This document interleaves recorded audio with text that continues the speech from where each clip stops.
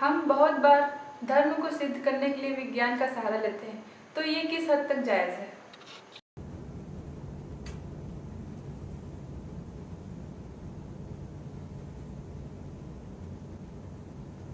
सिद्ध करना स्वयं सिद्ध चीजों का उन लोगों के लिए जरूरी होता है जो तर्क में विश्वास करते हैं, जो मानने में विश्वास रखते हैं, जो जानने की कोशिश करेंगे, जो अनुभव में संज्ञान में लेने की कोशिश करेंगे, उनके लिए तर्कों की जरूरत नहीं पड़ती। पहला चीज तो ये। दूसरी चीज कि अगर जो चीज है उसे सिर्फ अनुभव में ही ली जा सकती है, तर्कों द्वारा समझाया नहीं जा सकता है, तो उसके होने पर प्रश्न चिन्ह लगता है।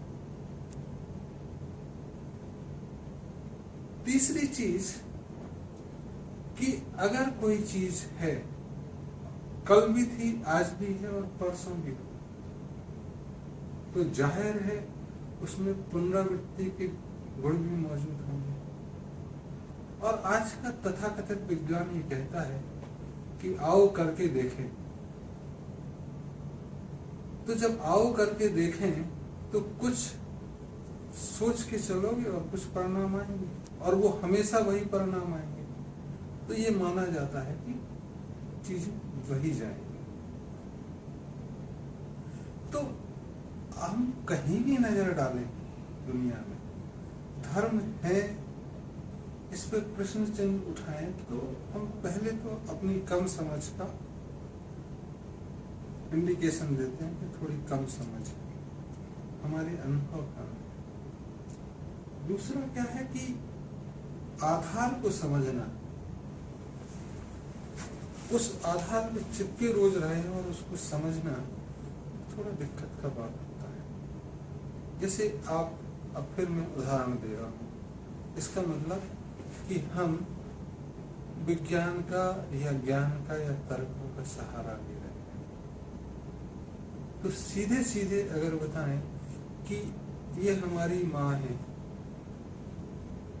अगर हमको जलाया जाए तो मिट्टी जैसी चीजें भी निकलेंगी, हवा भी निकलेगी, पानी भी निकलेगा, अग्नि भी निकलेगी, लेकिन इन सबको जोड़ दोगे तो भी हम नहीं बनेंगे। और ये क्रम है। तो जिन्होंने प्रश्न चिन्ह उठाया उनका कई ज्ञानियों ने जवाब दिया और एक शरीर से दूसरे शरीर में प्रवेश भी किया।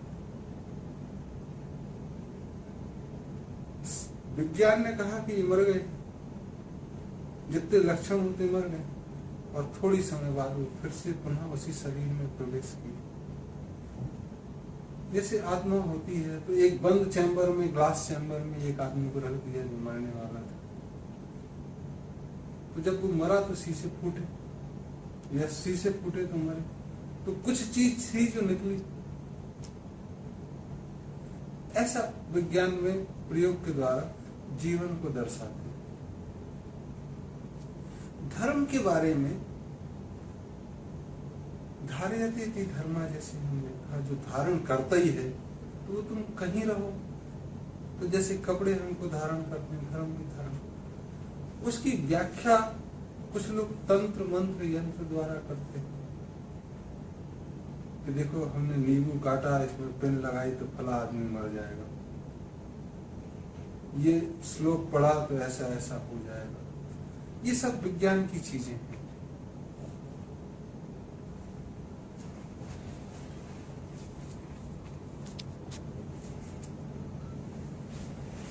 धर्म को समझाने के लिए बहुत सारी जो तरकीबें होती हैं, वो वस्तुतः जीवन और मृत्यु को समझाने के लिए होती है, या उसकी निरंतरता को बताने के लिए होती है, या प्रकृति से जीवन को जुड़ाव दर्शाने के लिए। वाकई में ऐसे बहुत कम प्रयोग होंगे जो सीधे सीधे धर्म को प्रदर्शित करें। वो प्रकृति की निरंतरता को, उसके पुनरावृत्ति को, जीवन के आवागमन को, आत्मा को, इन चीजों को तो परिभाषित करती है, लेकिन पूरे आवरण को परिभाषित करने के लिए ऐसा कोई वैज्ञानिक प्रयोग वस्तुतः मेरे नॉलेज, मेरे ज्ञान में, तो जो प्रयोग तुम धर्म के बारे में कह रहे हो विज्ञान का सहारा लेते हैं, वैसे प्रयोग है ही नहीं जो संपूर्णता को दर्शा सके। और जितने भी यंत्र, मंत्र, तंत्र, जप, स्त्रोत हैं, वो अनुभव के द्वारा बताए गए हैं, वहां से निकले और वैसे चलते हैं।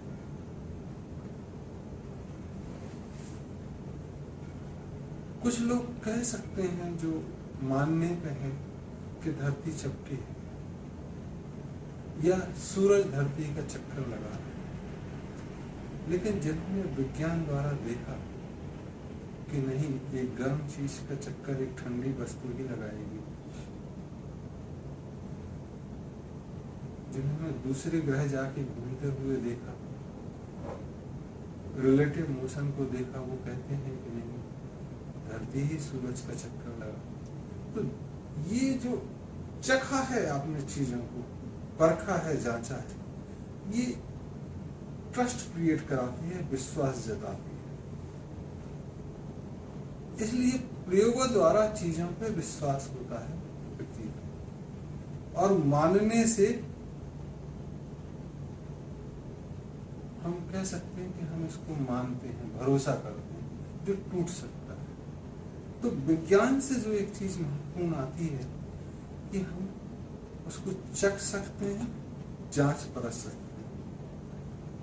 The test create the trust.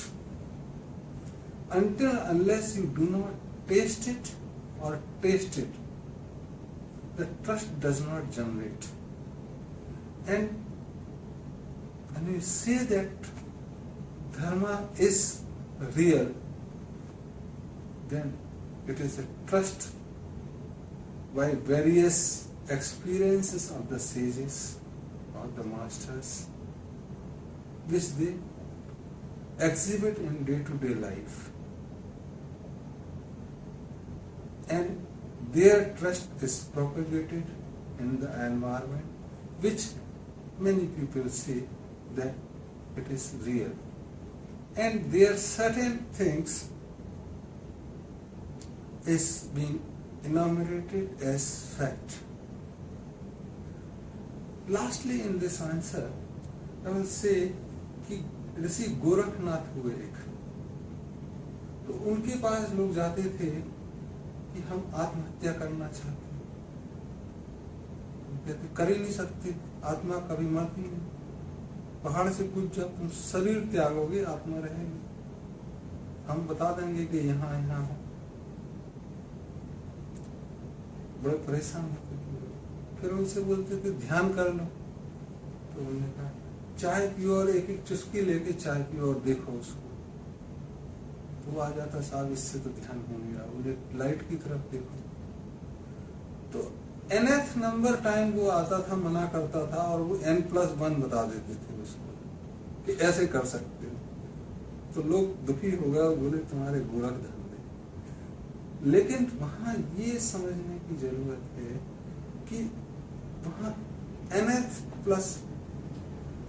numbers of ways and means are available to understand whether it remains. Another way, the Tantra defines around 112 ways to experience the truth prevailing in the environment, and some other ways which has been no longer relevant. There are certain ways which are relevant today, and there are certain ways which will be relevant in near future or in future. In the 112 ways, it is said that the Buddha got enlightenment by first method, and there are 112 ways. तो अगर आप उतरना चाहते हो तो उनमें से किसी भी एक तरीके को लें और उसमें उतर जाएं तो तुमको अनुभव हो जाएगा। तो जब शिव से पार्वती पूछती हैं कि सत्य क्या है, धर्म क्या है, तो वो उसको परिभाषित नहीं करते हैं। वो कहते हैं खुद अनुभव में उतरो और सीख जाओ। ऐसा ही बुद्ध के जीवन में भी आता है। वो कहता है कि हम तो भगवान को मानते नहीं। बोले हम तो मानते हैं, तुम प्रूफ कर दो कि नहीं है तो हम तुम्हारी बात मान जाएंगे, नहीं तो हम तो मानते रहेंगे। दूसरा मिला, बोला हम तो भगवान को मानते हैं। बुद्ध ने कहा हम नहीं मानते, ज्ञानी आदमी बुद्ध, और तुम प्रूफ कर दो नहीं है तो मैं भी नहीं मानूंगा। तीसरा आदमी मिला, बोले अनुभव में आता है, कुछ दिक्कत लगती है। बोले बैठो साथ में ध्यान करो। उस बंदे ने ध्यान किया और कुछ घटित हुआ होगा, धन्यवाद दिया, आगे बढ़ गए। तो आप अनुभव ले सकते हैं, अपने अनुभव में उसकी पुनरावृत्ति देख सकते हैं। इतना ही विज्ञान होता है जो आप जान सकते हैं और जो धर्म को भी और पूरी सृष्टि को परिभाषित करता है। तो सहारा जो आप कह रहे हैं वो नए नगोड़े जो होते हैं ना, एक दूसरे को समझाने के लिए, जो अनुभवी हैं वो ऐसी प्रक्रिया नहीं करते।